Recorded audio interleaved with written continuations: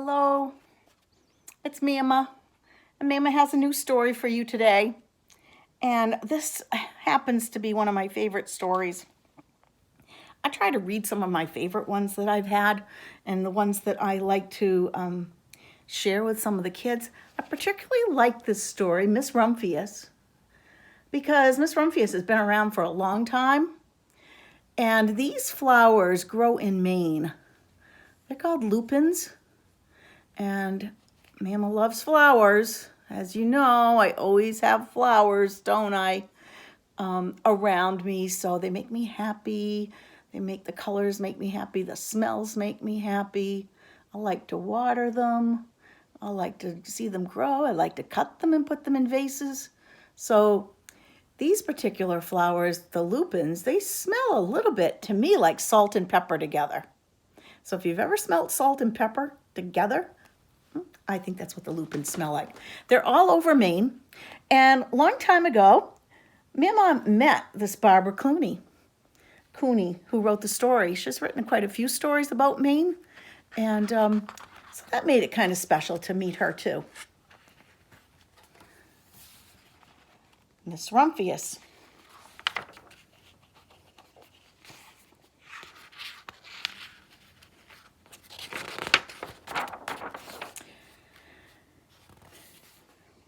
The Lupin lady lives in a small house overlooking the sea.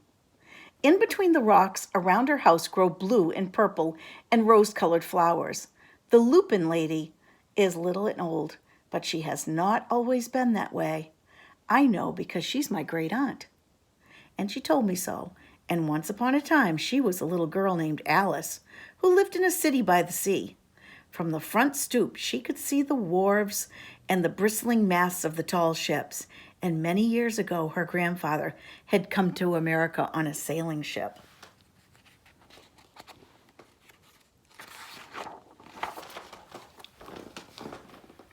Now, he worked at the bottom of the house making figureheads for the prows of ships.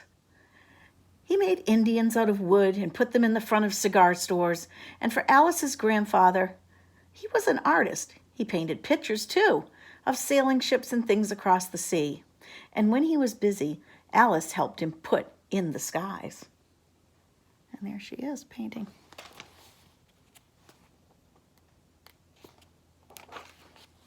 In the evening, Alice sat on her grandfather's knee and listened to the stories of faraway places. When he had finished, Alice would say, "When I grow up, I'm going to go to faraway places. And when I grow old, I will live beside the sea." "That is all very well, little Alice," said her grandfather, "but there is a third thing you must do." "Well, what is that?" asked Alice. "You must do something to make the world more beautiful," said her grandfather. "All right," said Alice, but she didn't know what that could be. In the meantime, Alice got up, washed her face, ate her oatmeal for breakfast, and she went to school and came home and did her homework. And pretty soon, she was grown up. Then, my great aunt Alice set out to do 3 things that she had told her grandfather she was going to do. She went to live in another city far from the sea and the salt air. There she worked in a library and dusted books and helped them from getting all mixed up. And some of the books told her about faraway places. People now called her Miss Rumphius. Aha, that's the title of the story. Sometimes she went to the conservatory in the middle of the park. When she stepped inside on a wintry day, the warm, moist air wrapped itself around her and the sweet smell of jasmine filled her nose. "This is almost like a tropical island," said Miss Rumphius, "but not quite." So Miss Rumphius went to a real tropical island where people kept cockatoos and monkeys as pets. She walked on the long beaches, picking up beautiful shells, and one day she met Bappa Raja, king of a fishing village. "You must be tired," he said. "Come into my house and rest." So Miss Rumphius went in and met the Bappa Raja's wife. The Bappa Raja himself fetched a green coconut and cut a slice off the top so Miss Rumphius could drink the coconut water inside. Before she left, The Baparaja gave her a beautiful mother-of-pearl shell on which he had painted a bird of paradise and the words, "You will always remain in my heart." "You will always remain in my heart, too," said Miss Rumphius. My great-aunt, Miss Alice Rumphius, climbed tall mountains where the snow never melted. She went through jungles and across deserts. She saw lions playing and kangaroos jumping, and everywhere she made friends she would never forget. Finally, she came to the land of the lotus eaters, and there, getting off a camel, she hurt her back. "Oh, what a foolish thing to do," said Miss Rumphius. "Well, I certainly have seen faraway places. Maybe it's time to find my place by the sea."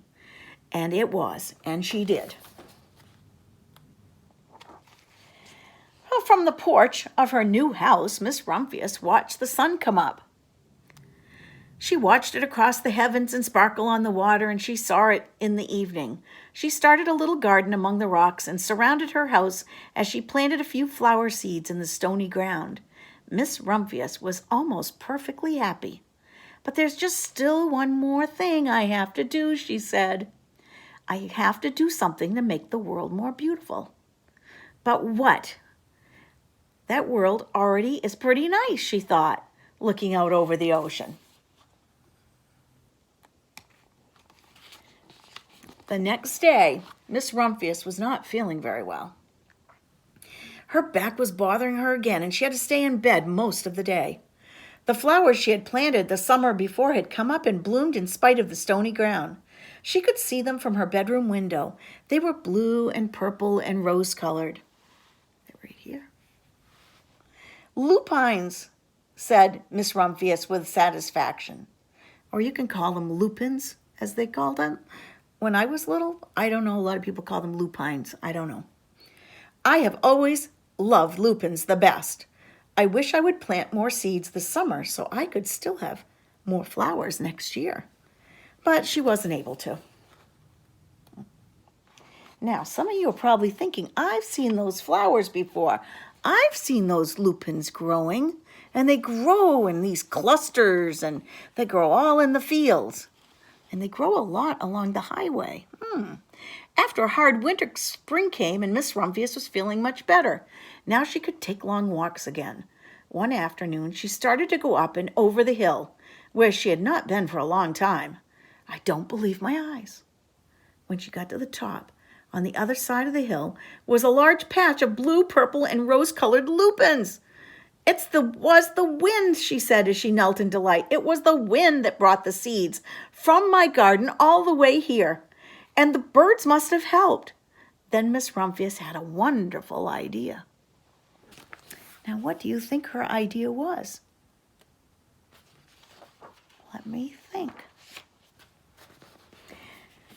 I think you've got it. She hurried home and got her seed out of her catalogs. She sent off to the best seed houses for 5 bushels of lupin seeds. That's a lot of seeds.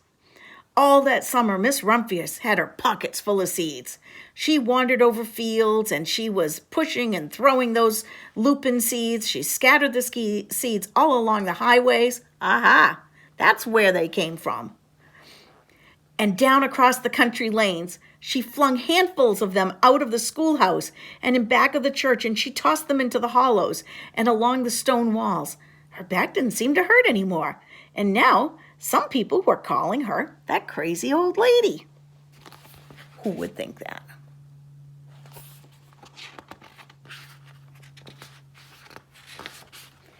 That looks a little bit like where Maama lives, doesn't it? That may be the ocean. Who knows? Maybe Miss Rumphius was spreading lupins here.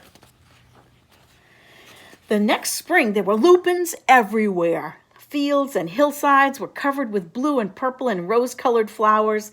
They bloomed along the highways and down the lanes. There were bright patches laying around the schoolhouse and the back of the church, and down the hollows, and the stone walls grew beautiful with flowers. Look at them. They're all over. I love them by the stone walls. Aren't they beautiful? But Miss Rumphius had done the third most difficult thing of all. My great-aunt Alice, the Miss Rumphius, is now very old. Oh, there she is. Her hair is very white, and every year there are more and more lupins. Now they call her the Lupin Lady.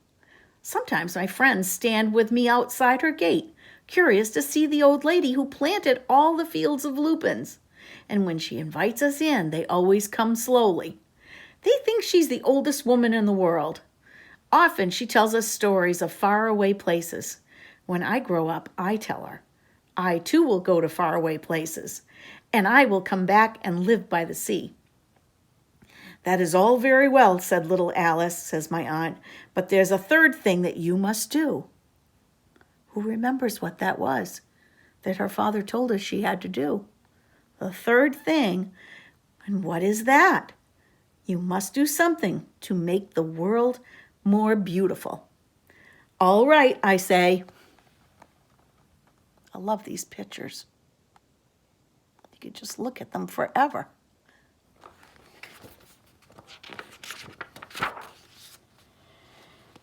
But I do not know what that is yet, and I don't know what it might be. And you can see all of the children all looking at the lupins and gathering the lupins. So the reason that I like those pictures in that story, as you can see the pictures that are so pretty, is they painted those pictures. This person painted them, and they painted them in acrylics, which are really pretty, on a fabric. And maybe that's why they're so pretty, because it's almost like every picture is a painting, isn't it? So Miss Rumphius, did you like her? Did you like her auntie and what her mission was, what she was supposed to go out in the world to do? What can you do to make the world a beautiful place? Think about that. And I will too. And we'll see if we can come up with some things to make the world beautiful. Bye-bye.